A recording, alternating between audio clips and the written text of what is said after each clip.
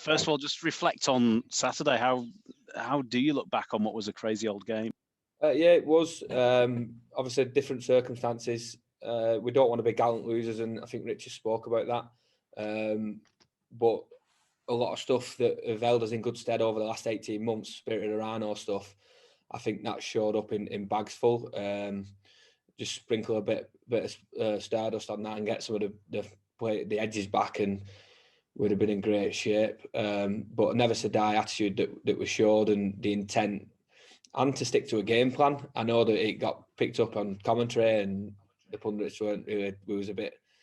We didn't really throw the ball around, and they thought that we should have thrown the ball around to beat St Helens. But we went in with a game plan. We had big players, and we was trying to rattle St Helens, get some quick play of the balls, and play on the back of that.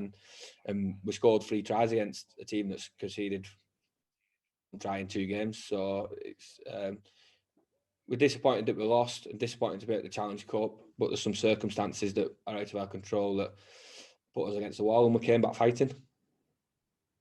And have you found yourself in that situation before, coming on with a man down, trying to turn the game? No, I don't think I've found myself in that situation where we've been down with that sort of team, full back, with a guy sent off and behind. I've found myself very often in games having to come on and change a game, or we're behind in the game or whatever. Found myself in that situation numerous times. But it's not as if I'm going on thinking I'm going to go on and try and impact the game. And if anything, it frees me up a bit. We need points. We're not in an arm wrestle, so it frees me up to go and attack. And especially having no halfbacks at the weekend, I weren't sat thinking about numbers on one side, numbers on another side. It was quick play the ball, get over certain spot players, get us a quick play the ball, and then let me run and see if I can make something happen. It was probably one of the most game-changing performances I've ever seen. How did you rate yourself performance-wise? There were a couple of good plays. There was a couple of good plays. And like I said, it freed me up to run a lot more, because I wasn't sat thinking we've not got Connie on an edge or Aaron Newman or Gaelic pass the ball to. So I knew that it freed me up a bit. So that was good. Still a bit to work on for myself, obviously, but I didn't think it was a game-changing performance, because I think the reason we was in a game is because we rattled St Helens from minute 1, and that was our middles, and we knew that we'd get chances later on. I was just fortunate enough to be on the back of them and limiting the players that we had. No speed, not really much speed out on the edge with no outside backs or half backs and creative players. I knew that I was probably one of the options that we was going to get some points from, whether it was an assist or a try.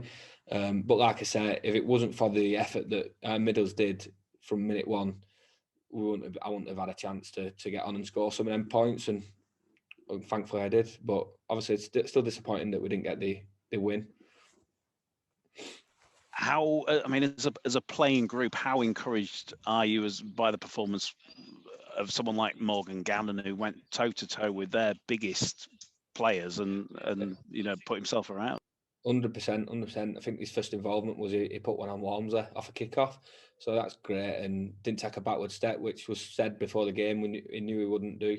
But I just think all this experience. The negative is that we go in with 12 injuries or whatever it was, but the silver lining is that people like him get a crack at it, and I think there's going to be so much more of it because of what we went through last year, with load that we went through in a short period of time, with so many games, and then we're going to do it again this year. So it's the young lads are going to get opportunities, and hopefully they step up like he did. There could be a couple back this week, but you're still going to be without the whole host of players. How tough is it at the moment to get out on the field and get those results, do you feel? Oh, well, you know more than me, so I don't know who's back or whatever. We just rock up and see who's there at the minute. It's difficult, but if anything, it frees us up, and it just puts more of an emphasis on working hard for each other and setting the tone. And if we do that and we're getting a routine or in some momentum defending like we have been doing, or the aggression and energy of working for each other, then when we do start to bring, like I said, Gaelic, Richie Marler, Connor, when they start to come back into the squad, then it gives them a great platform to work from. What do you need to do to get on top of Wigan this week, do you think? on top of Wigan this week. I just think they've got so much talent about the squad. I think we showed last year in the semi-final that if we dominate their pack and are really aggressive and finish our sets well, then we'll limit the space and the time their outside backs get to test us. So yeah, we've got to be strong on the middles and do a job. As a Wiganer, is it special when you come up against Wigan for you? Yeah, it is.